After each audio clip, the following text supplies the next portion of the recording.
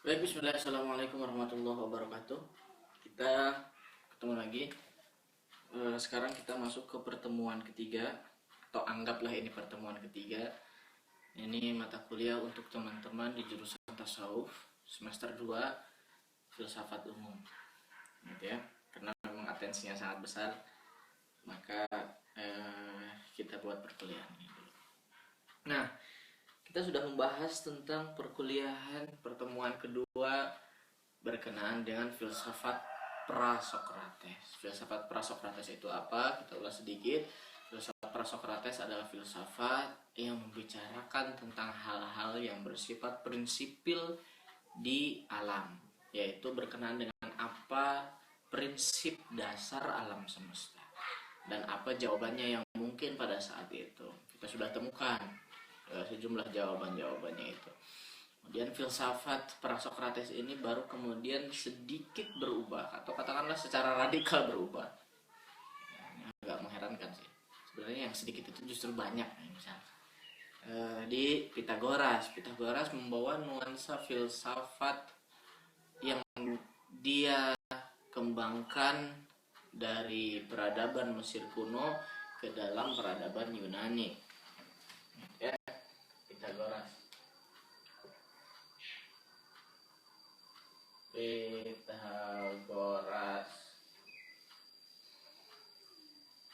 bukan Pitagoras ya, tapi Pitagoras. Salah nulis terus nih tentang Pitagoras ini. Nah, dia membawa nuansa baru ke dalam filsafat Yunani, bahwa salah satu kilasan pengetahuan yang universal itu terletak dalam bilangan. Seperti itu. Jadi terserah apapun objeknya, ketika dia masuk ke dalam bilangan atau dipredikatkan dengan predikat bilangan, maka dia akan universal. Tidak dikatakan bahwa satu meja ini merupakan bilangan merupakan susunan dari hal-hal yang ini, itu sifat-sifat yang lain. Tidak seperti itu. Kita kan satu meja, kalaupun mejanya besar, itu tetap dihitung sebagai satu, gitu ya. Jadi kalau kalian membunuh seekor gajah, itu tidak tiba-tiba kemudian dikatakan bahwa kalian membunuh banyak gajah. Enggak kan? Hanya karena dia besar, enggak kan? Tetap aja bilangannya satu. Itu tetap dihitung sebagai satu. Ini saya jadi ingat Gimli nih di scene-nya Lord of the Ring. Nah, Gimli kemudian Gimli apa siapa? Ya, Gimli debat sama si Legolas itu kan, gara-gara si Legolas itu ngebunuh si gajah yang besar satu. Tetap aja itu dibilang satu katanya. Ya iya sih, siapa bilang bahwa hanya karena orang bunuh sesuatu hal yang besar tiba-tiba dia dikatakan dia membunuh banyak. Enggak. Hitungannya tidak dari ukuran, tapi hitungannya dari individu, atau hitungannya dari satu hitungannya diumumkan saja, seperti itu, diambil dari katakanlah satu kesatuan. Sekalipun lemari ini besar, sekalipun lemari ini terdiri dari sejumlah kitab, dari banyak kitab, orang akan bilang bahwa ada satu lemari di belakang saya, seperti itu. Ada satu lemari, bukan satu yang kemudian dicacah-cacah lagi menjadi satu-satu yang lain. Enggak, dia tetap satu lemari udah aja begitu, sekalipun objeknya besar. Artinya bahwa matematika itu bisa menampung sesuatu hal yang beragam. Dia objeknya mau besar mau kecil, dia dikatakan tetap satu. Itu kata Pitagoras, bahwa ada satu hal yang universal dalam realitas, salah satunya itu matematika, gitu ya. Tapi kemudian Pitagoras juga mengemukakan bahwa ada sesuatu yang lebih universal, artinya ada sesuatu yang lebih mengatasi segala sesuatu. Gitu. Saya sih belum menemukan redaksinya itu Tuhan sih ya. Cuman jika kita pertanyakan sebenarnya agama para filsuf awal ini sebenarnya apa? Kalau kita lihat misalkan agama para filsuf awal di Yunani itu merupakan ya bisa dikatakan agama pemikiran, karena pada saat itu sistem berpikir filosofis itu adalah sistem berpikir yang logis masuk akal. Sementara pada saat itu masyarakat di Yunani itu memiliki satu sistem keagamaan yang cara berpikirnya itu berdasarkan pada mitos gitu ya. Myth, didasarkan pada mitos. Mitos ini seringkali tidak logis. Oleh karena itu para filsuf atau para pemikir pada saat itu dianggap bahwa mereka sebenarnya sebenarnya mereka nggak religius amat, berarti kan kalau digambarkan pada keadaan sekarang. Sebenarnya mereka ini adalah para pemikir yang logis, gitu aja udah. Terus agamanya apa? Apakah agamanya pagan? Apakah nggak penting agamanya apa, yang penting adalah bahwa dia hidup dalam atau dengan pikiran yang logis. Itu kenapa sebabnya nanti kemudian di filsafat Islam Plato dan Aristoteles itu dianggap sebagai salah satu nabi, gitu ya, karena dia menelurkan pemikiran-pemikiran yang brilian seperti itu. Bahkan Aflatun al-ilahi kan gitu ya, disebut sebagai Plato ilahi gitu ya, dan pikirannya sangat pikirannya sangat dia pikirannya sangat tinggi sekali gitu. Aristoteles juga demikian, dan karyanya sampai sekarang masih dibaca dan memiliki signifikansi yang sangat luas. Bahkan ada filsuf barat, kalau nggak salah Bertrand Russell apa siapa ya, yang ngomong bahwa sejarah filsafat barat atau bahkan sejarah filsafat pada umumnya adalah catatan kaki dari Platon dan Aristoteles. Nggak salah amat sih ya, karena memang dua filsuf besar itu sangat berpengaruh gitu ya, Platonisme dan Aristotelianisme itu kita sebut sekarang sebagai peripatetik gitu ya, para peripatetik. Ada kulihat Pythagoras ini membawa nuansa yang lain ke dalam filsafat Yunani pada saat itu. Tapi permasalahannya di sini adalah bahwa filsafat pra-Sokrates adalah filsafat yang nuansanya dia penelaahan, tapi penelaahannya itu keluar. Maksudnya bagaimana? Dia menelaah, tapi dia seringkali hanya menelaah sesuatu yang di luar, objek-objek besar. Dia menelaah sesuatu yang ada di luar sana. Memang berurusan dengan kehidupan kita sehari-hari, tapi dia berurusan dengan sesuatu yang di luar. Katakanlah, kalau saya keluar dari kamar dan menemukan bahwa di sini ada spidol, nah saya hanya menelaah sesuatu hal yang di luar, mengobjektifikasi sesuatu. Barulah kemudian setelah Sokrates atau yang dibawa oleh gaya Sokrates sendiri itu sebagai filsafat yang sangat personal. Artinya salah satu perubahan besar yang dibawa oleh Sokrates adalah bahwa dia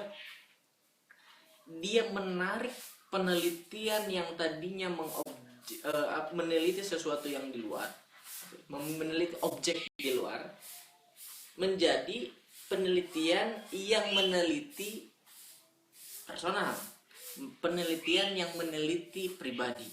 Itu kenapa nanti di salah satu redaksi ada dikatakan bahwa Sokrates itu menarik pembahasan para filsuf sebelumnya yang membahaskan tentang segala sesuatu yang ada di luar manusia, katakanlah peredaran alam, apa itu unsur realitas, apa itu bulan, bagaimana peredaran bulan, seperti apa bentuknya matahari, dan seterusnya. Dari penelaahan keluar ke penelaahan ke dalam. Jadi Sokrates ini menarik segala pertanyaan keluar, segala pertanyaan yang bersifat mengobjektifikasi sesuatu ke pertanyaan yang mengobjektifikasi diri, yang menelaah tentang diri. Seperti itu. Itu kenapa sebabnya nanti kemudian filsafat Sokrates ini kental dan erat kaitannya dengan etika, ya, tentang bagaimana idealnya seseorang bertindak. Nah, Sokrates ini beda dengan Plato dan beda juga dengan Aristoteles. dalam gaya pemikirannya. Socrates lebih senior, Plato kemudian, Aristoteles kemudian, ya. Nah, sebelum Socrates, katakanlah pra-Socrates, filsafat itu menelaah objek di luar, objek luaran. Kemudian setelah Socrates, dari yang tadinya keluar ditarik ke dalam. Dia menelaah tentang subjek. Nah, filsafat Socrates ini dipengaruhi oleh kaum sofis. Ini nanti ada satu dua hubungannya kenapa akhir hayat Socrates itu bunuh diri, gitu ya. Karena Socrates ini dipengaruhi oleh kaum sofis. Kaum sofis itu seperti apa? Kaum sofis itu adalah bahwa pada saat itu banyak orang yang kemudian berlaga sebagai seorang filosof, gitu ya. Katakanlah ini guru-guru gadungan lah istilahnya seperti itu. Dia pergi dari satu tempat ke tempat yang lain, kemudian menyebarkan ajarannya, tapi kemudian ajarannya ini bersifat palsu dan tidak mendasar seperti itu, tidak mencerahkan dan tidak menggiring orang-orang ke pemikiran yang jelas, gitu ya, atau ke pemikiran yang benar. Karena boleh jadi tidak sesuatu yang tidak segala sesuatu tidak hanya karena kemudian ini kemudian jelas bukan berarti dia benar. Artinya bahwa tidak hanya dibutuhkan kejelasan, tapi juga di sana mesti ada kebenaran, seperti itu. Nah, para sofis ini kemudian menyebarkan paham filsafat. Socrates juga dipengaruhi oleh kaum sofis. Itu kenapa sebabnya Socrates itu kalau mengajarkan ajaran filsafatnya, dia pergi ke pasar, dia pergi ke pertemuan-pertemuan para pejabat, dan kemudian dia mengkritisi, dia mengajukan pertanyaannya bersifat induksi. Nah, ini salah satu alat operasi filsafatnya Socrates adalah induksi. Induksi ini lawannya dari deduksi. Induksi ini dia menarik sesuatu yang khusus ke sesuatu yang umum atau universal. Sementara deduksi menarik sesuatu hal yang umum ke khusus. Nah, deduksi ini biasa digunakan oleh detektif. Itu Conan Doyle misalkan bikin Sherlock Holmes. Nah, itu detektif tuh. Dia lah yang khusus yang dari yang umum, dia motifnya apa, pembunuhannya apa, dan lain sebagainya. Baru kemudian dia tarik kesimpulan bahwa itu pembunuhnya. Nah, sementara yang filsafat Socrates ini bersifat induktif atau induksi. Dia menelaah hal-hal yang tadinya khusus, gitu ya, ke yang umum. Nah, kenapa dia berkenaan dengan nanti urusannya dengan etika? Karena dia selalu mempertanyakan segala sesuatu, tapi yang hubungannya dengan kehidupan manusia. Misalkan seperti ini. Katakanlah ada orang yang berprofesi sebagai tukang kebun, gitu ya. Kemudian ada orang yang berprofesi sebagai seorang pengrajin kriya misalkan. Nah, si tukang kebun dan kriya ini pasti setiap orang memiliki kebanggaannya sendiri-sendiri. Ayam. Setiap orang memiliki kebanggaan akan profesinya masing-masing, gitu ya. Kebanggaan akan profesi ini kan sangat khusus sekali, sulit untuk mempertemukan antara yang satu dengan yang lain, gitu ya. Kecuali bahwa kita pertemukan mereka yang si tukang kebun dan si tukang kriya ini ke dalam satu pengertian tertentu, maka digaris bawahilah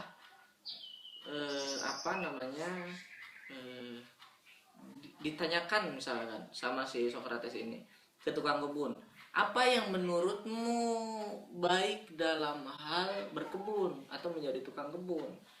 Menjadi tukang kebun adalah pekerjaan yang utama karena dia berurusan dengan keindahan. Oke? Dia adalah pekerjaan yang utama karena dia berurusan dengan keindahan. Oleh karena itu, pekerjaan ini adalah pekerjaan yang utama, kata si tukang kebun. Kemudian si Sokrates nanya lagi sama yang si tukang kriya. Apa yang membuat pekerjaanmu sebagai pekerjaan yang utama? Iya, menjadi seorang kriya gembira itu sangat utama karena dia berurusan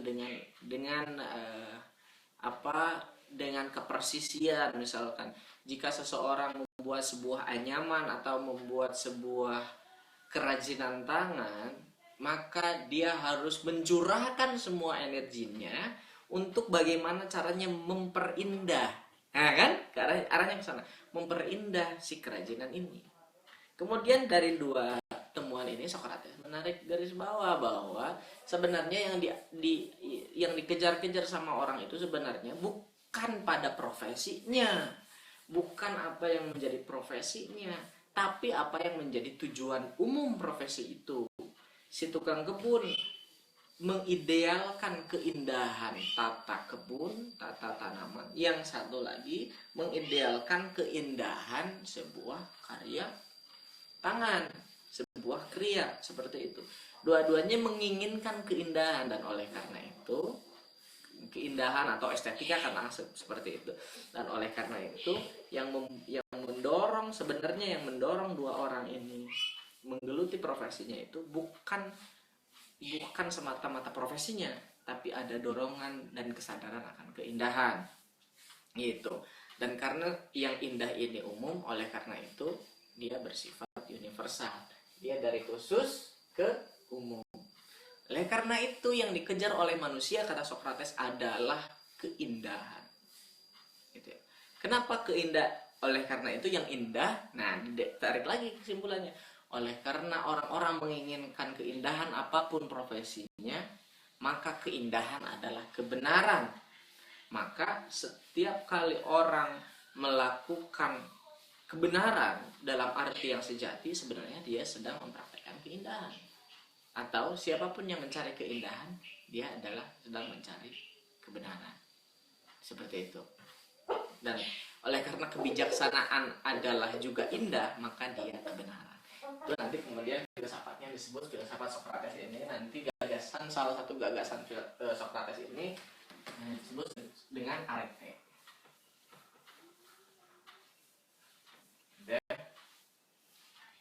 Kebijaksanaan adalah kebenaran, karena setiap orang, arete itu kebijaksanaan, statementnya kebijaksanaan adalah kebenaran. Kenapa kebijaksanaan adalah kebenaran? Karena setiap orang itu memiliki kebenarannya masing-masing, tapi orang yang bijak dapat menerapkan kebenaran ini secara universal. Seperti itu, tidak pandang bulu. Misalkan seperti ini salah satu gagasan yang menarik. Ini ada, ini ada. Plato, kitab Republiknya Plato ini salah satu, di dalamnya itu dialog-dialog Sokrates semua. Dia bicara tentang demokrasi, apa itu demokrasi dan sebagainya.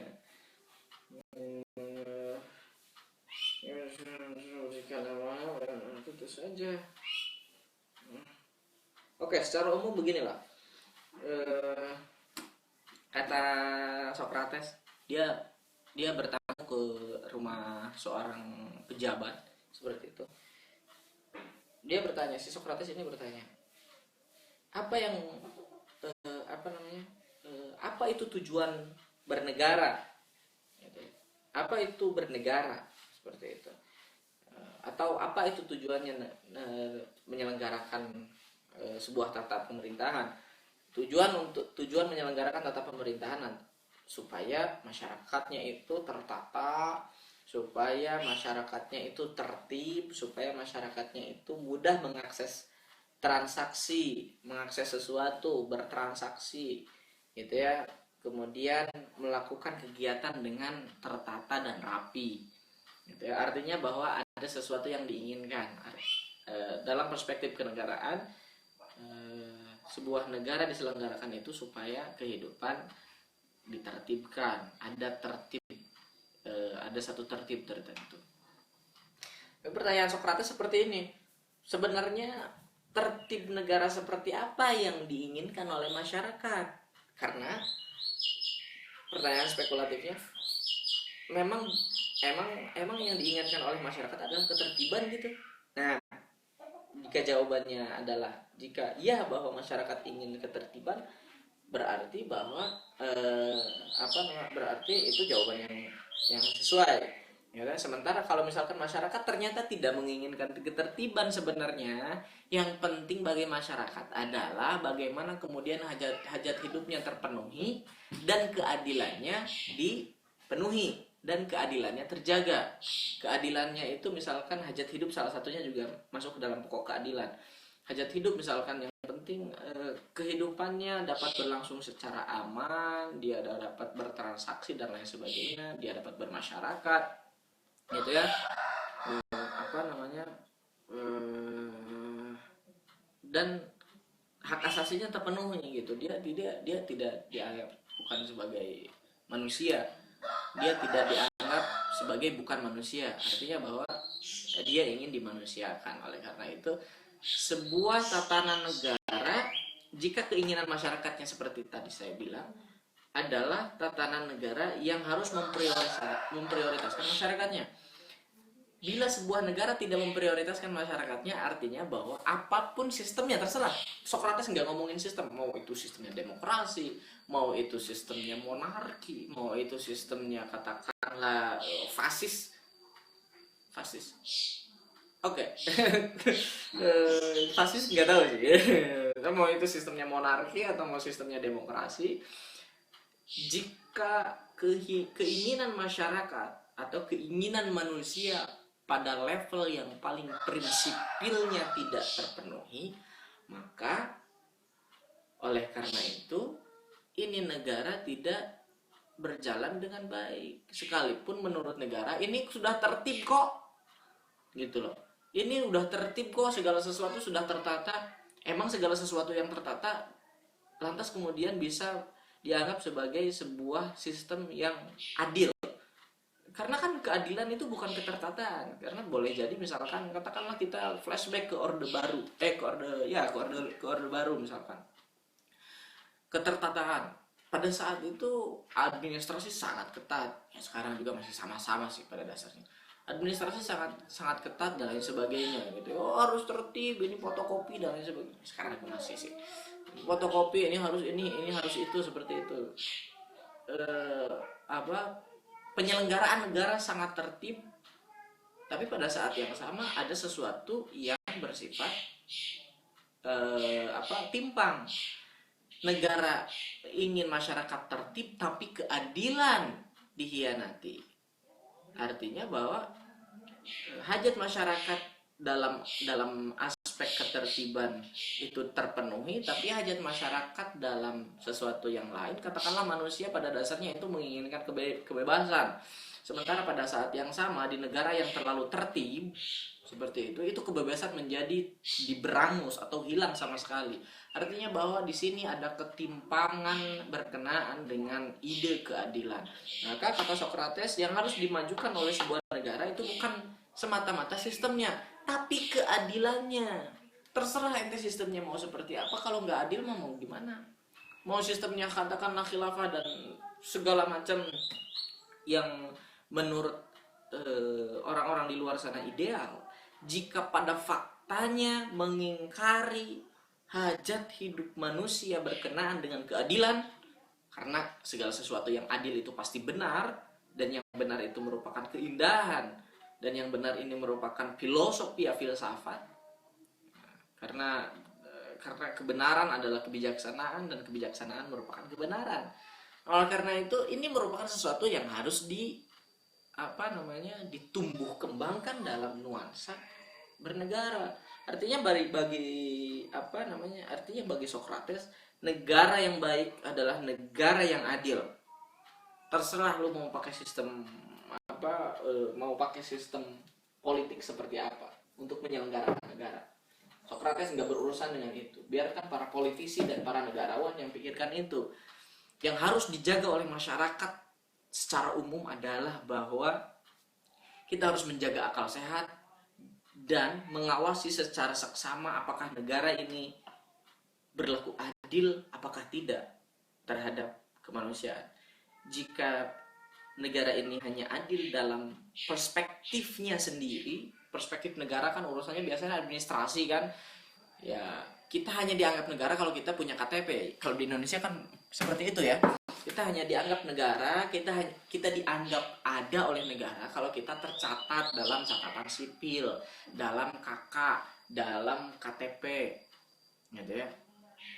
Teman-teman semua yang yang menyimak ini, yang belum punya KTP kan belum masuk ke dalam catatan negara, artinya belum apa, artinya belum dianggap oleh negara. Toh kita yang teman-teman yang belum punya KTP kan belum bisa nyoblos dan lain sebagainya. Artinya negara hanya adil dalam satu sisi saja, boleh jadi dia boleh jadi belum adil dalam semua hal. Sementara penyelenggaraan negara harus memiliki sistem keadilan yang menjamin keadilan kemanusiaan, bukan keadilan sistem atau bahkan bukan keadilan struktur semata-mata. Nah, gara-gara si Socrates ini kemudian seringkali menyebarkan kuliahnya di pasar dia menyebarkan kuliah, kalau ada kerumunan orang dia datangin, gitu ya. Ini untuk situasi sekarang nih lagi merebaknya wabah virus corona ini, kayaknya nggak cocok deh penerapan sistem filsafatnya Socrates, karena begitu. Socrates kalau ada kerumunan dia pasti datang. Yo, ini dia kita ngobrolin apa nih? Ini kita lagi ngobrolin perdagangan yang sehat. Oh, dagang yang sehat. Memang ayo, apa itu dagang? Socrates itu biasa begitu.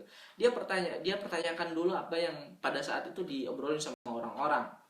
Lalu sama pejabat, misalkan kalau dia ngobrol sama para diplomat, pasti pertanyaan-pertanyaannya tentang politik dan lain sebagainya. Seperti itu. Kalau sama orang-orang awam pasti dia apa itu perdagangan, kita bayangin aja seperti itu ya. Si Socrates ini datang ke kerumunan orang, kemudian dia nanyain, ini ngomongin apa, dia ngomongin, kita ngomongin dagang yang yang adil. Dagang yang adil itu kayak gimana? Kemudian Socrates, apa itu sih sebenarnya perdagangan? Oh, perdagangan adalah pertukaran barang dengan satu hal yang kemudian dianggap sebagai katakanlah pertukaran barang dengan barang, gitu kan, atau pertukaran barang dengan barang yang dianggap nilai, kan gitu. Uang kan barang yang dianggap nilai, dia bernilai, gitu kan. Kalau dulu kan barang sama barang, saya tukar buku ganti buku, gitu kan. Saya ingin saya punya ayam 2, kamu punya anak domba 1, ini kira-kira sepadan nggak? Oh enggak, mesti 4. Oh, udah, saya ngumpulin ayam 4, baru kemudian ditukar sama itu dianggap sebagai nilai setara. Tapi pertanyaan esensialnya di sini adalah bahwa kalau misalkan kita bawa gaya Sokratik ke tengah peradaban atau ke tengah masyarakat kita sekarang, kita bisa bayangkan seperti itu. Kalau dia ada kerumunan, kemudian Sokrates datang, kemudian mengajukan pertanyaan, ini kita lagi apa? Kita ngomongin perdagangan. Oh, perdagangan itu apa? Pertukaran barang yang adil gitu. Oh, adil itu apa? Adil itu merupakan satu tindakan yang didasarkan atas pengetahuan yang setara dan timbal balik, misalkan seperti itu. Misalkan setara dan timbal balik artinya bahwa timbal balik yang setara itu bahwa dia tahu apa yang dia perjualbelikan, apa yang dia jual, dan saya tahu apa yang saya beli, gitu ya, dengan harga yang wajar. Ada timbal balik di sana dan terjadilah transaksi. Maka transaksi yang adil atau transaksi yang dianggap adil adalah transaksi yang timbal balik terbuka, kan gitu ya. Tadi dia timbal balik kemudian sejajar, dia terbuka, artinya ada keterbukaan informasi berkenaan dengan apa yang dibeli atau apa yang dijual, gitu. Dan setara nilainya, itu tidak yang satu kemudian menukarkan sesuatu yang lain, menukarkan barangnya dengan sesuatu hal yang nilainya tidak sepadan. Misalkan saya pengen beli kerbau, gitu ya, atau barter kerbau tapi dengan domba, atau barter kerbau dengan yang terlalu jauh misalkan sama ayam misalkan, itu kan tidak setara, gitu.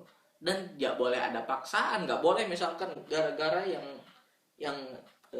yang punya ayam ini, nah ini ngomongin keadilan, ini kalau pakai gaya Sokrates seperti itu, nggak boleh orang sekalipun dia mempunyai pengaruh sosial, katakanlah kiai di masyarakatnya, dia punya ayam, kemudian si ayamnya ini pengen ditukar jadi kerbau. Jangan, itu tidak adil. Sekalipun transaksi dilakukan, itu transaksi yang tidak adil. Dan karena transaksi ini tidak adil, maka transaksinya gugur. Karena transaksi jual beli harus didasarkan pada keadilan dan kesadaran, gitu ya, dan keterbukaan, gitu ya. Yang satu ini pakai pengaruh, nanti kamu kalau nggak ditukar sama ayam, nanti kamu jualannya nggak berkah loh, misalkan seperti itu. Tidak seperti itu bukan adil. Itu namanya adil adalah bahwa sesuatu dipertukarkan dengan sesuatu hal yang lain dengan terbuka, dengan akal sehat, pengetahuan yang sepadan. Nah, baru kemudian itu dianggap sebagai adil. Karena ada juga misalkan transaksi yang pengetahuannya tidak sepadan. Misalkan seperti ini, saya tahu bahwa sebenarnya ini itu harga spidol 10.000 misalkan. Kemudian saya bertransaksi sama anak SD. Anak SD ini kebetulan anak orang kaya dan lain sebagainya. Nak, ini beli spidol dong dari om, misalkan seperti itu. Ini spidolnya bagus loh, ini bisa gambar perahu dan lain sebagainya. Dan bukan cuma itu spidolnya, kalau gambar perahu dia bisa dihapus, misalkan pakai penghapus. Si anak kecil yang innocent ini kan sebenarnya nggak tahu bahwa memang seperti itulah dasarnya spidol ini. Kemudian saya yang lebih tahu memanfaatkan ketidaktahuan anak ini dan menjual spidol ini dengan harga yang di luar di luar harga yang wajar. Itu kan jadi masuknya ke wilayah monopoli pengetahuan. Artinya ada pengetahuan yang ditutupi atau pengetahuan yang dimanfaatkan, situasi yang dimanfaatkan oleh, katakanlah saya sebagai pedagang. Saya memanfaatkan ketidaktahuan si pembeli berkenaan dengan spidol ini. Sebenarnya spidol ini 10.000, saya jual spidol ini 100.000. Gitu ya. Ini bukan spidol sembarangan loh. Kalau kamu gambar spidol ini bisa benar-benar bahkan bisa jadi nyata. Itu kan udah monopoli pengetahuan. Dan pada saat yang sama ketika pengetahuan dimonopoli, itu benar nggak? Itu nggak benar, tentu saja. Atau misalkan sekalipun transaksinya dilakukan, itu transaksi yang adil atau tidak? Menurut moral, itu transaksi yang tidak adil. Oleh karena itu, orang yang memiliki pengetahuan yang lebih tinggi, kata Socrates, itu mencapai kebijaksanaan tertinggi, mencapai keutamaan tertinggi. Apalagi dia dapat mempraktekkan kebijaksanaan dan pengetahuannya ini. Karena dengan demikian dia akan mengklirkan semua masalah-masalah yang ada. Baik itu masalah yang ada di masyarakat ataupun masalah yang ada dalam dirinya sendiri. Oleh karena itu kebijaksanaan adalah pengetahuan. Karena orang yang bijaksana dalam bertindak dan berpengetahuan, dia tidak akan memonopoli sekalipun dia tahu bahwa yang mau beli ini adalah orang bodoh dan anak kecil. Sekalipun dia orang punya cuma sekedar dia punya uang banyak, kemudian saya menjual, tidak seperti itu. Orang bijaksana akan menjual barang dan mempraktekkan kebenaran dengan baik. Oleh karena itu kebijaksanaan adalah keutamaan dan kebijaksanaan adalah pengetahuan. Itulah ajaran aretenya Socrates. Makanya di akhir hayatnya Socrates ini difitnah sama banyak orang. Karena kan sebenarnya banyak orang yang nggak mau mendengarkan kebenaran. Seringkali orang seperti itu. Seringkali orang paling malas dengerin. Nih sebenarnya misalkan kamu tuh malas. Nah seringkali kalau orang ngomong ke kita kamu tuh malas, itu sekalipun sebenarnya itu benar bahwa saya ini malas, tapi karena orang yang bilang itu, kemudian kita nggak terima bahwa saya itu sebenarnya malas. Nah, dari dulu juga orang-orang udah begitu tuh.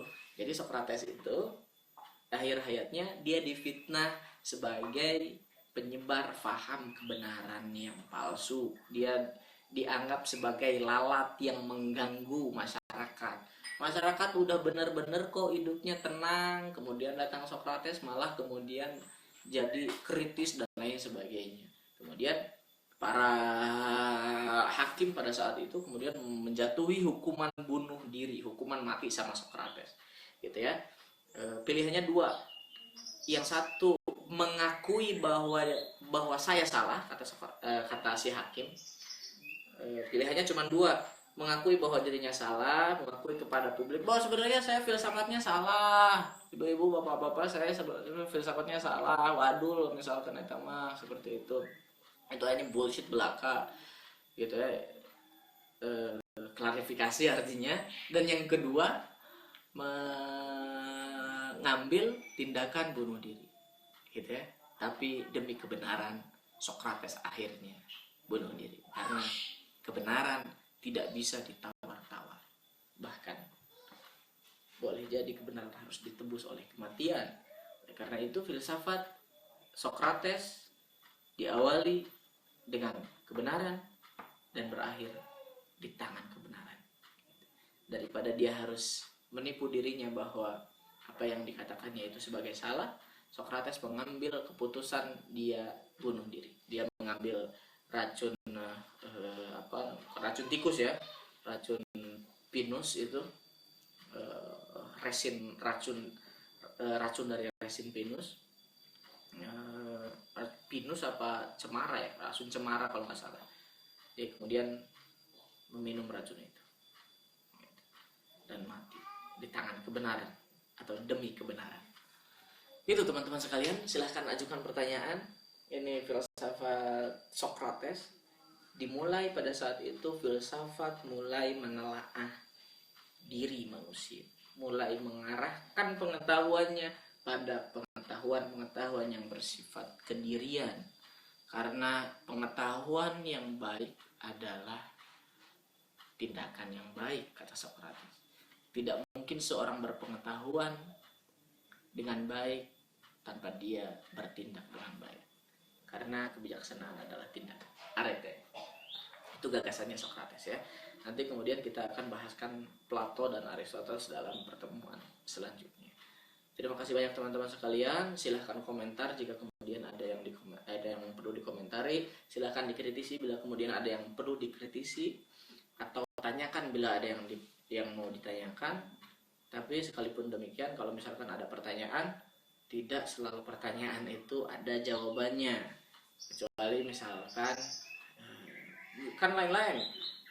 Tidak semua pertanyaan ada jawabannya. Itu kan bisa jadi pertanyaan yang terlalu abstrak sehingga tidak perlu jawaban. Bisa jadi terutama seperti ini ya, bisa jadi berkenaan dengan rujukan, saya kemudian belum mengakses rujukan itu dan seterusnya.